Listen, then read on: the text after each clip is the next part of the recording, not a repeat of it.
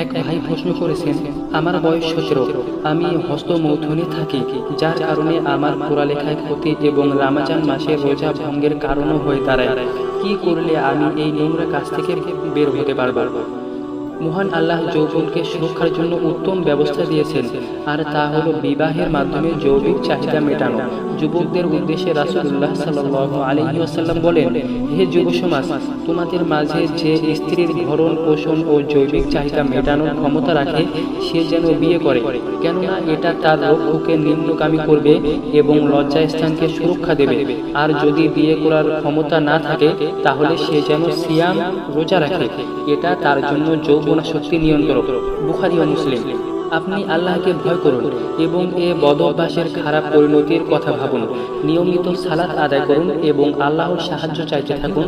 প্রতিদিন সালাতের পর মাসনুন জিকির আজকার পড়া অবস্থায় ধ্যানমগ্ন হন। ইনশাআল্লাহ আপনি এ ক্ষতির পাপ থেকে মুক্তির দিশা পাবেন।